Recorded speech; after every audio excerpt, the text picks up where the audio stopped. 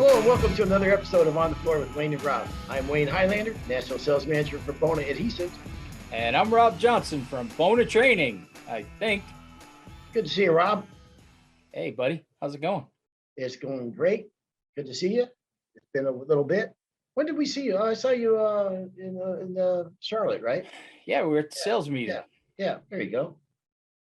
Did I tell you I had the worst, and I'm talking about the worst weekend, going back about 2 weeks now. And, I told you we feed those stray cats, right? Yes. Okay, so we got two stray cats. One is just a mean-looking, scraggly tooth, no personality. He shows up like, I'm here for my food. I'm not here to be petted. I'm not here to get along. I'm here for my food. And when you put the food down, if you get near him, he hisses at you. And I want to think, bro, I feed you every time you come around, man, but I still can't get close to him. But the other cat is a gray cat with white on his chest and the white on his boots, right? And he's a beautiful gray cat, and he's friendly. Let's just pet him. And he doesn't come around every day. Like sometimes he'll come around like every day in a row for like a week, and then you might not see him for a day or 2 days. And then Judy will always ask me, "Did you feed the cat today?" No, I didn't see him. Did you see him? No. And then wait, back up. Is this the mean one? No, it's the nice. No, the nice one. Nice one. Okay. And so we worry about him if we don't see him, especially in the wintertime. You know what I mean? Because it's cold out. Who knows? I set up on the porch a little house for him to live in with a heated blanket. Yeah, and he won't go in there though. I've put treats in there. But anyhow, so whatever. So there's days that he doesn't come by, and I was going to the gym the other day. It's about 3/4 of the mile before we get on the main road. I turned right to get on the main road, and I'm driving, and I look down, there's a dead cat that looked like that cat. Oh, no. So I thought, oh, you got to be kidding me, man. So I turn around, I circle back, I get out of the truck, and I'm there, and sure enough, it's a great cat. So Judy goes, it's the nice cat. Yeah. Oh, so Judy goes that way to go to yoga. I'm very sorry. I'm very sorry for your loss. Well, thank you. I don't want her to see it, so I pick it up and to move it off to the side, right, in the bushes. And I pick it up. It's frozen like a pizza. You know what I mean? And I petted it a couple of times. I say, hey, man, I'm sorry, whatever. And I just, respectfully put it in whatever. This is a dead cat. Yeah, but you picked him up, frozen dead cat, pick him up, pet him, talk to him. Yeah. So I'm kind of talking to him and talking to myself at the same time. So I get back from the gym. Now I have a dilemma. Do I tell Judy? I know it's going to crush her. Or do I not tell her? And then every day she's going to be looking for that cat, right? So I thought, I weighed it and I said, you know what? I got to tell her. You got to tell her. Yeah. How are you going to, got to tell her. Right. So I said, hey, Judy, man, I got some bad news. She goes, what's the matter? I said, that cat, that gray cat got hit by a car and got killed on the road. So she starts crying. Right. Wow. So these cats don't even live in your house. They just no. They just stop by to eat. Yeah.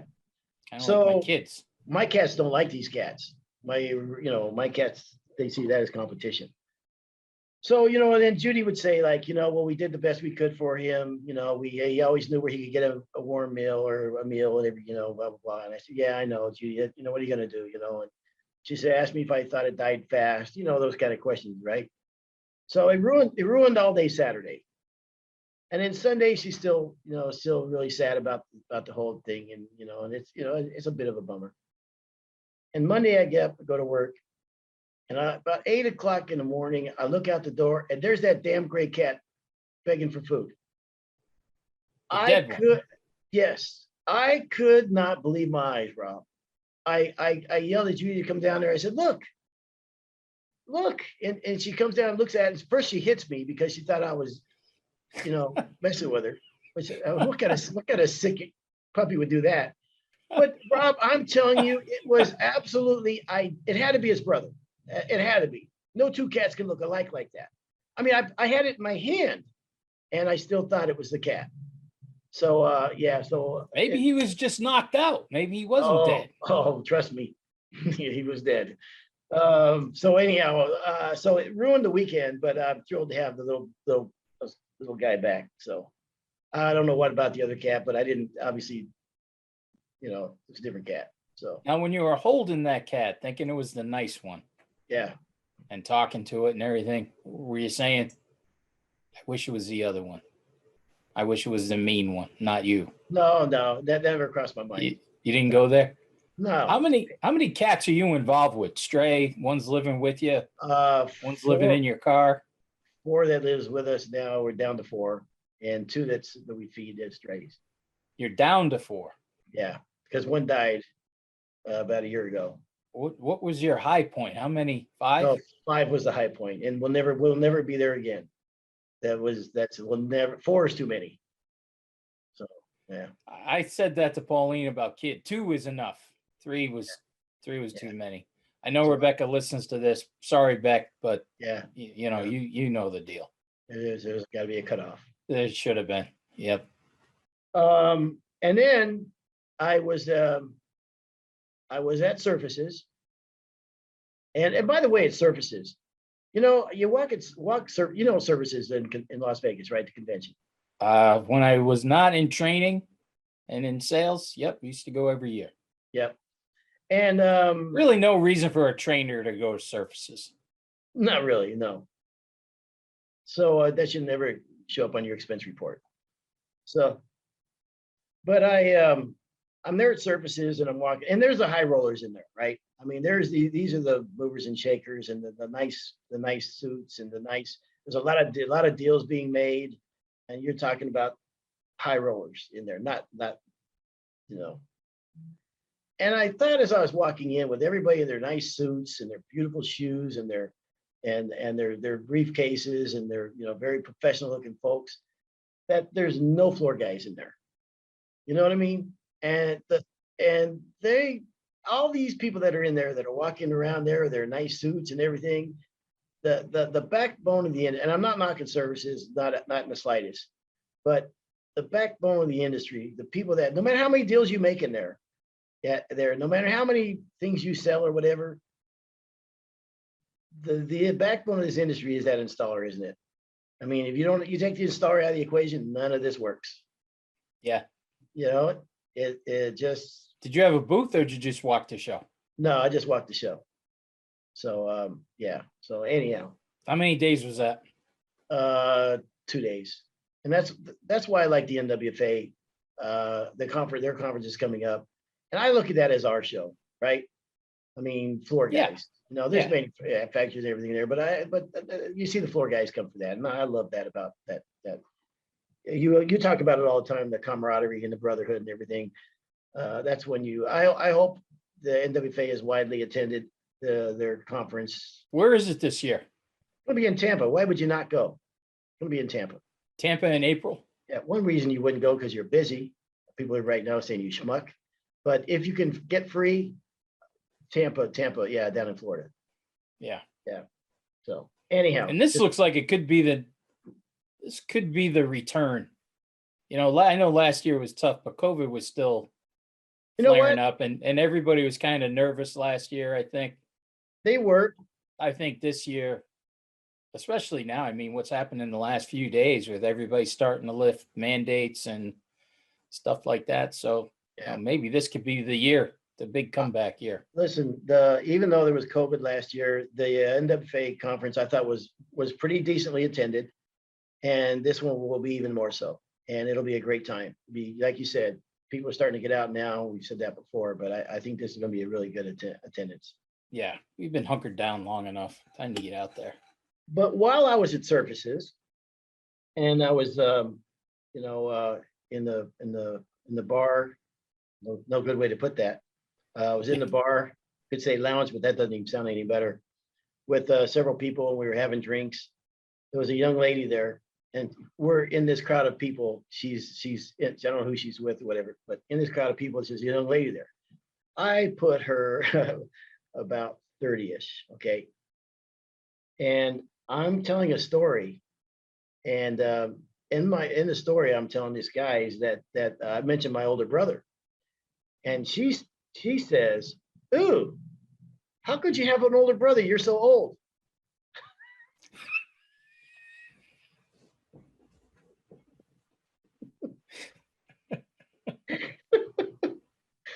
I thought that, she has had a few, but damn, that hurt, honey. So, You don't even have gray hair. no, I really, a You little know bit what? coming You in, a really little bit do. coming It's your beard. That's what you need Yeah. to do. Yeah, It's grow a beard or it's lose over. it. It's over for me. You know what I mean? The baldness, the beard. That But I Listen, think for you, maybe a little Grecian formula in that beard. Grecian Take formula for, do they make that for redheads? yes, Oh, maybe absolutely. I'll come back to that bright copper red that I used to be. There you go. That'd be having too much. The carrot. You were like carrot top red. Listen, that you don't ever say that to a redheaded dude, man. Well, I meant that guy's red hair. I mean, that dude's got some Yeah. red ass hair. Yeah, Is that how red yours used to be? he's pretty red. I may not have been exactly that red, but I was pretty red. Yeah, beautiful, golden, shiny, Nordic Viking type of red. There. That Irish red. Yes. Yeah. See, I think you do that to your beard, you'll take 10 years off your life. Speaking of Irish and Vikings, I don't know if I told you this before, but and if I told you, will remind me. I don't want to repeat it. But we were living in Ireland when we were kids for about a year with my grandmother, and in Ireland they make those Irish wool sweaters, right? They're called Aran sweaters, and there's stitching on the sweaters. They're really heavy wool sweaters. And the history of the fishermen used to wear these back in the old days, right? Because it kept them warm. They're really thick. And depending on what family you're from, like your stitching would, like, you could identify what family you're from because of the sweaters. Like someone would have like a harvest, like a bounty of food or whatever. Someone would have like it all meant like good fishing or good luck and abundance or whatever. And so every family kind of had their own. And my grandmother was explaining to us when we were kids. I think I must have been about 9 or so, or 10. And my grandmother went on to say that if a fisherman washed ashore dead for some reason, they could recognize him by his sweater. What family he was from. To which my younger brother asked, why don't they just look at his face?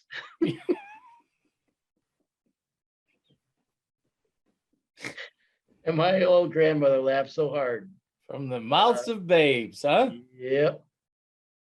All right. Are we doing a show today? Yes, we're doing a show today. Okay. Mega One. So anyhow,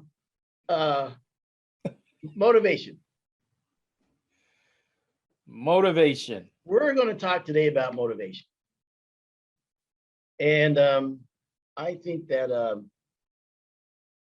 I could ask you when you were 16 years old, Rob, where did you think you were going to be? Where did you see yourself as an adult? Like in your 16 years old? Yeah, I think everybody knows the answer to this. I knew what I wanted to do when I was in kindergarten. Yeah. That was it. When I was in kindergarten, my dad brought me out to the first job one time. That was it. I wanted to do nothing but be a floor man, be a bowling alley man. And I remember in the 5th grade, everybody wrote an essay. What do you want to do? I just wish now I could have watched the teacher reading mine, because everybody, I want to be president. I want to be an astronaut. I want to be a cop or a fire. Yeah. Who is this nitwit Johnson? We got to keep an eye on him, right? Mm-hmm. He's wants to be a bowling alley man, sander for the rest of his life. So yeah, I knew that was it. I tell everybody I live my dream. That's why I'm constantly smiling. Who could be happier? Mm-hmm. Right? I'm the guy who wanted to be president. I'm president. Bingo. There you go. Exactly. Every day, every class, I think at the end of every single class, I look at everybody absolutely dead serious and say, thank you so much for wanting to come. because for you guys wanting to come here and do this, I get to do what I love doing every day of my life. So, yeah, I'm a happy guy. Now, that's my answer. Everybody knew that. What was Wayne Highlander going to be when he was 17? I know when I was in the second, when you're in grammar school, or maybe you did this for your kids too, where you give them a book and you say, what do you want to be when you grow up, and do all these different, and every year, they ask you the same questions and see how it changes throughout the years. When I was in the second grade, I wanted to be a cowboy. And in my haphazard looking writing, I wrote, I want to be a cowboy. I was so sure that I wanted to be a cowboy that I filled that out all the way through the 12th grade. And it's the same looking handwriting. Like if you saw that, you think, God, the third grade, he didn't get much smarter.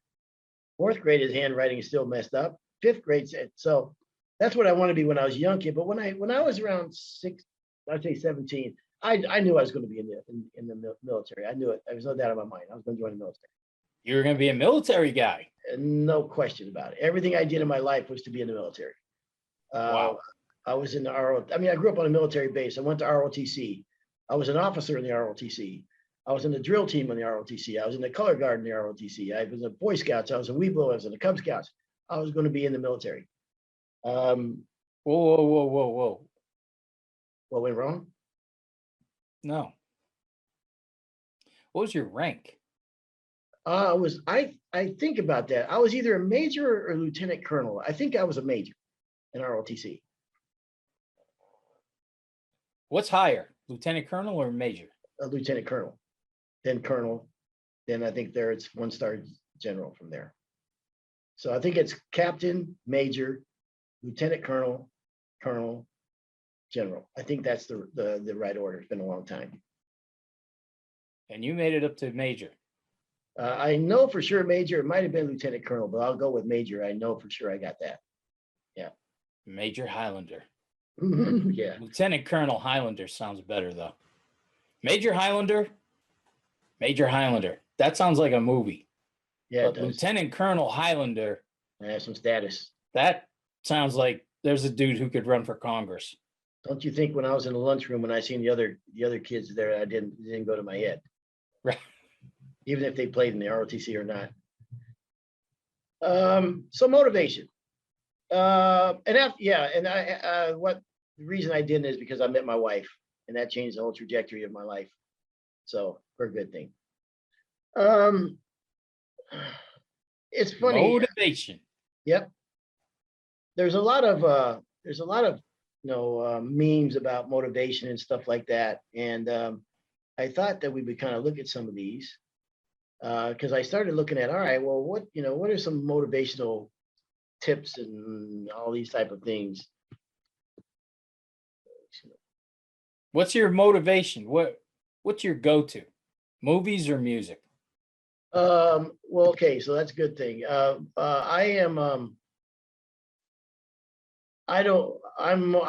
highly motivated and I always have been. And I've been a workaholic my whole life. I mean, I've had a job since I was 6 or 7 years old. I had a job, and I don't know why that is, Rob. I've always been. It doesn't take a lot to get me motivated. I'm competitive. I just want to win, and I've never had really much of a problem being motivated. Now I will get. Don't get me wrong. I'll get down. You know what I mean for a while, but it's very rare, and I bounce back really quick when it does happen. Mm-hmm. I've always feel like tomorrow's gonna be better than today. That's not really been a problem for me to stay motivated. So yeah, how about yourself? So is it music or movies? Always music. Yeah. Always music. Yeah. Now there's motivations on movies and stuff. And I told you that I saw the other one the other day about Kurt Warner, which is highly motivating. I looked into that. Brady beat him the next year. He won the Super Bowl, and then the next year they were in the Super Bowl, and that was the one that was Brady's first win. I'll be darned. I didn't know that. So that's why because I do remember that Super Bowl, and they were talking about, the guy 2 years ago was, in a supermarket stocking shelves. Yeah. So that's a good motive. Well, movies for quick motivation, I like music. You know what I mean? You gotta pump the. We're coating Yeah. 4,000 feet. I need something, Yeah. right? I need Thunderstruck, AC/DC. Let's go. Turn it on, right? Yeah. But I'll tell you a quick story. I think it was 07 or 08. Remember the recession hit? Yeah. You remember where I was, right? Yeah. We were together. Who cares? I'll name. We were together at Basic Coatings, right? And it was March, and I get a call from our boss at the time, and he goes, "Hey, man, what are you doing?" I go, I'm just setting up the travel schedule, booking flights and hotels and getting ready to hit the road." And he goes, "Well, I got some pretty grim news for you. You and about 20 other mid-level management, whatever, I knew it was crap, are being let go." And I couldn't believe it. Me, Rob Johnson. The face of Basic Coatings. You're letting me go, and I was, I couldn't have been more speechless. I barely moved from that chair in 3 days. Yeah, I totally, yeah. I get it. Because, you pour your heart and soul into something, and, it was more than a job, just like what I'm doing now. This isn't a job. This is a way of life, and, wow. I mean, talk about, you just, and plus there's that whole negative thing, like, you don't want me, really, Yeah. Yeah. you know what I mean? Yeah. And Pauline was pretty cool about it, and she just kind of tiptoed around for a while, and so I bet this was like the third day of me not really saying anything or doing anything, and just, all right, what's my next step here, right? Yeah. And she says, "I'm gonna jump in the shower." So, all right, and I'm hanging out, and I'm got the TV on, and I'm watching. I think the name of the movie was Rocky Balboa, and there's a speech that he gave his son. It was at night, and they're out in the street. And man, I could probably recite that whole damn speech, But he started with, "Let me tell you something. Life ain't all sunshine and roses. Life will hit you harder than you've ever been hit. And it's not how hard you can punch, it's how hard you can take a punch, get knocked down, get up, and keep going." Well, he's doing that speech. It blew me away. It was like, all right, you felt bad enough for yourself. Get up, brush yourself off, and let's hit it.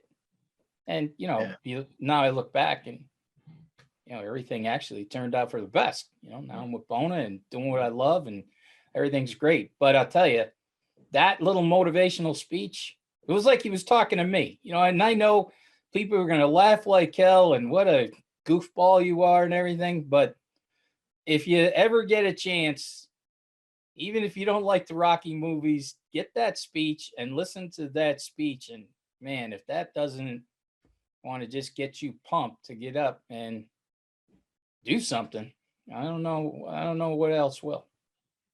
And looking back in retrospect, I remember that day like it was yesterday, and I feel bad now. And I think it was your second day that you were let go, that I called you and asked for your shirts. If you weren't going to need them anymore. And then I thought about hats. I called you back the third day and asked you if you had any hats or like a backpack or anything. You wouldn't be. And now I regret that. That's all right. I need to get rid of that stuff. When it looked like times were getting hard, and I wrote the anonymous letter that I think we should probably get rid of some mid management people. Huh. Who knew that they would? Yeah, I feel bad about that now. I guess that was the other insult. I'm only mid management. Damn. Yeah. I thought I was, I thought I was up around Lieutenant Colonel Highlander status, No. Well, since then you moved up to, oh no, I guess not. Anyhow, I think, yeah. Hey, I am now, What's the title again? um, Oh my God. You don't remember? What's your title? oh, come on. I'm thinking about it. It's got the word trainer in there somewhere, right? Tech and training field manager, You damn right you are. or it's field manager, tech and training field manager. Yeah, they slip manager in there. Yeah. Yeah. That big 7-letter word. It's no gland illustrious potentate, but I'll take it. Yeah, damn right you will. Well, for motivation for me, there's two things that, I was raised an Irish Catholic kid. And, that's motivation enough. We feel guilty about everything. And there's one thing that I've always remembered my entire life, my mom saying, there, but for the grace of God, go I. You know what I mean? You see someone else, no matter how your situation is, there's somebody's got it worse. So what you complain about? Just eat your porridge. So so that has always been motivating for me as a kid. But I was reading some motivational speeches, and I don't know if I agree with them all. And one of them here says, wait a minute, where am I at here? Wait a minute, hang on a second. I've got it here somewhere. Oh, do not be embarrassed by your failures. Learn from them. I think sometimes you should be embarrassed by your failures, right? I mean, embarrassing is a pretty good way to learn too. Yeah, I mean, I'd say one of the best ways to learn. I mean, how do you learn? They did say to learn from it though. Yeah. So maybe they're covered because I got another story.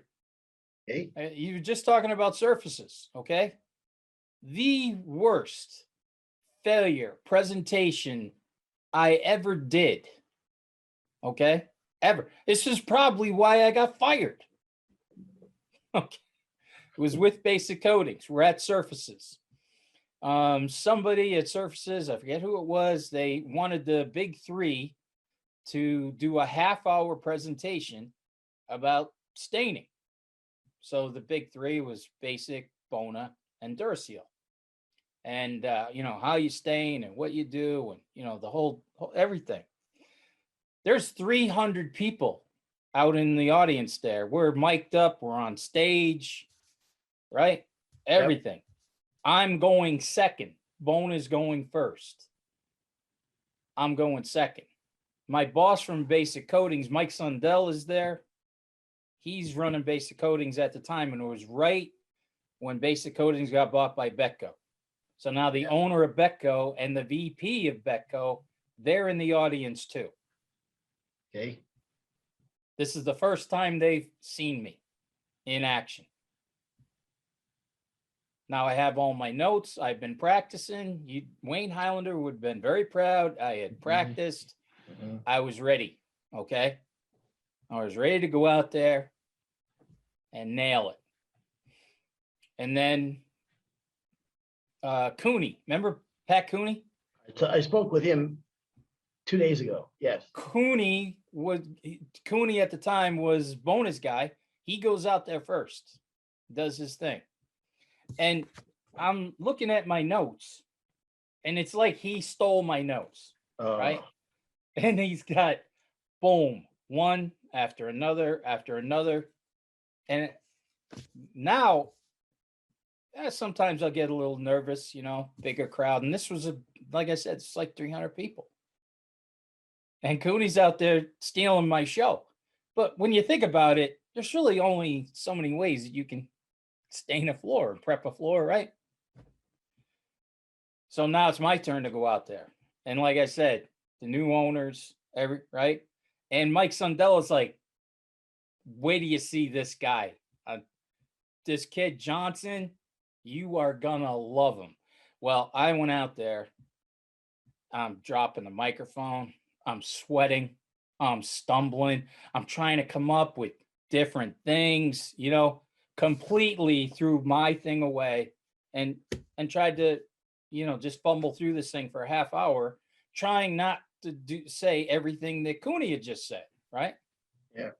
Massive, massive, massive failure. I mean, a disaster, to the point where Sundell comes backstage and goes, "What the hell did you do?"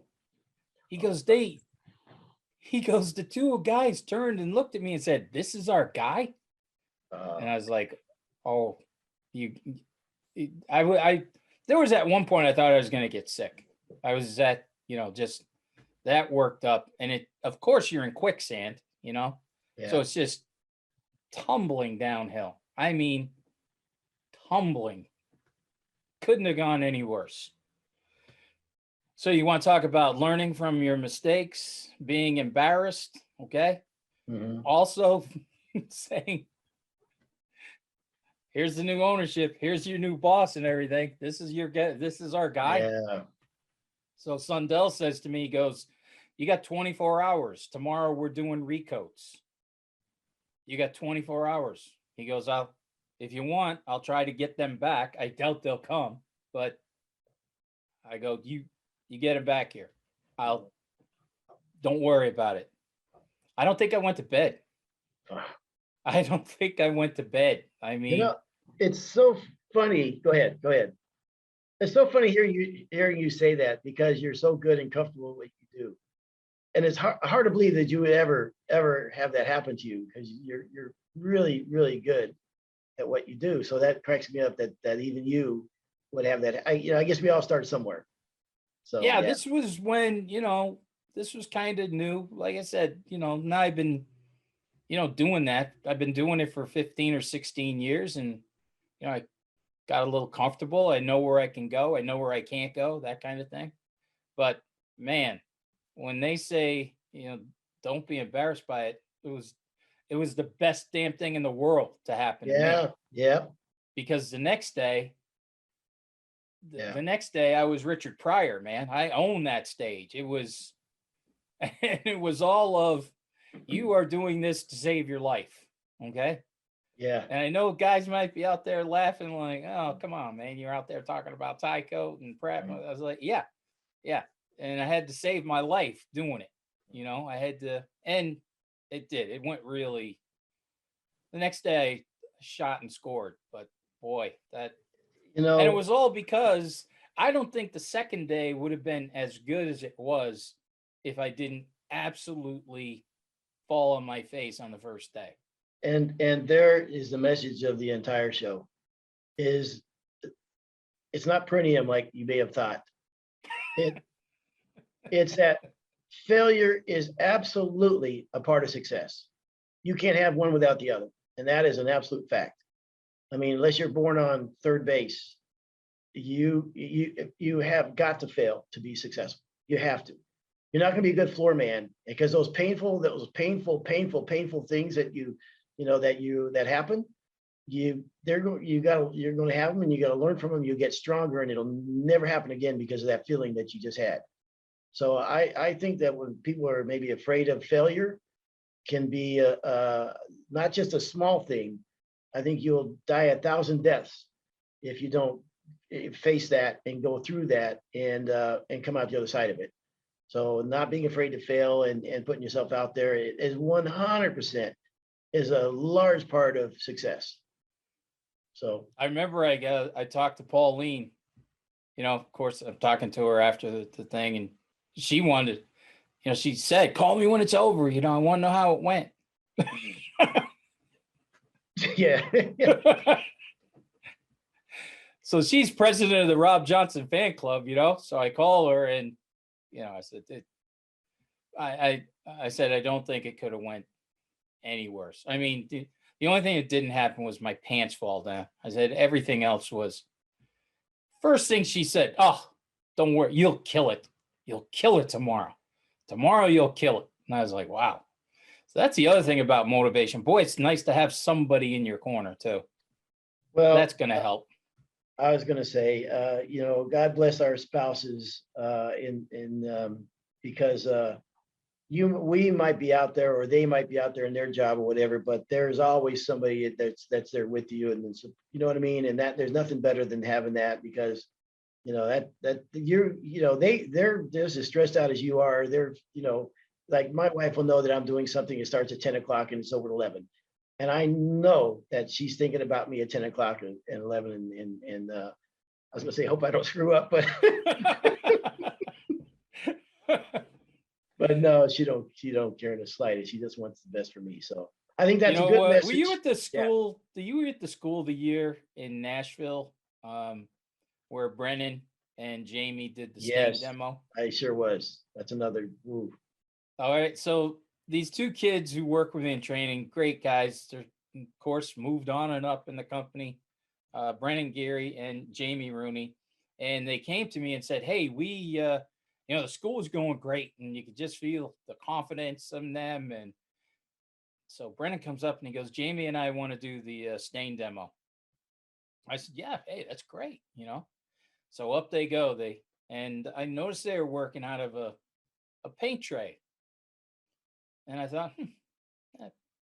paint tray and stain. I've never done it. Maybe I'll learn something, right? It's not the old Rob Johnson, it's the new Rob Johnson. Maybe I'll learn a little something with it. Well, anyways, they start and Jamie steps on the paint tray, and you were there. You remember, that stain just shot up in the air about 8 feet, splatted down, and everybody was having a good old laugh. And so I said, well, okay, we'll just do half of the panel rather than a third of the panel. Keep going. And then they put the stain down. It started again. And then one of the kids kicked over the can of stain.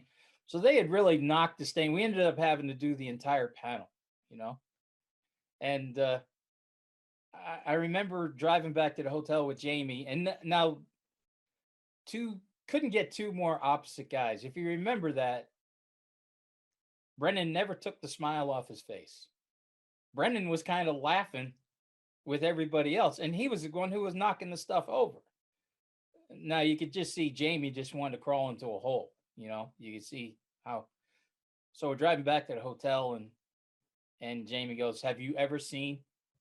That had to be the absolute worst that you've ever seen in your life?" I go, "Jamie, it doesn't even scratch the surface."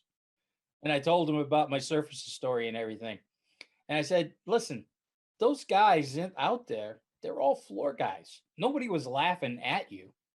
They were all laughing about the time that they did that on their job.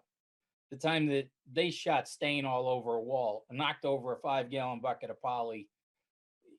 That's what they're laughing at, because we've all been there and done it. Now now welcome to the club, buddy." The second time when they kicked the can, though, I do remember turning around and saying, "Oh God, I'm gonna be sick." And just real quick, we're gonna wrap this show up. It reminded me of this kid I knew, as good-looking kid or whatever. And at the time, he was like in the mid-20s, and working Saturday, and he had an invitation to go skiing with these girls. Like 3 girls, nice-looking girls, and go skiing with him. And I said, "Man, go ahead and go. I got this, man." Don't. He goes, "Nah." And I said, "What's the matter, man? Just go." "Nah, I don't think so, man. I'll just stay." I said, "Well, honestly, just go. I got this covered, man. Why you want to turn that?" And he goes, "Nah, I don't know, man. I got a hairy back." And I go, "What are you talking about?" He goes, "Man, I got a hairy back, man." I go, "You're being ridiculous now." I said, "Look, let me have a look." And he pulled up his shirt and went, "Oh God, I'm gonna be sick." All right, let's Put your shirt on. Put yeah. that shirt back on. Yeah, ape. So anyhow, I will leave it like this. This is something that I believe in wholeheartedly. Is that we never see the headlines that say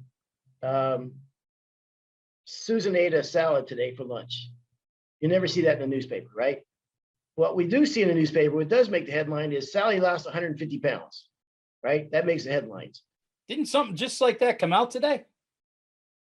Not that I know of. Yeah. You gotta be kidding me. No, swear to God. Are you kidding? There's a story on Fox. Some woman lost 143 pounds. Are you kidding me? Honest to God. No, honest to God. Yeah, That's why I okay. thought you said that. No, no. But Yeah. when I say that the success is hidden in your daily habits, and that's the key.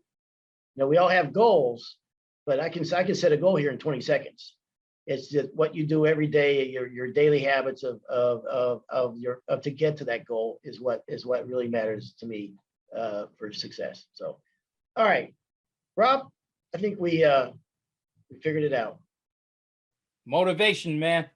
Yes, sir. All right. So listen, thank you for listening. I appreciate your listenership as Rob does, and please stay tuned for another episode.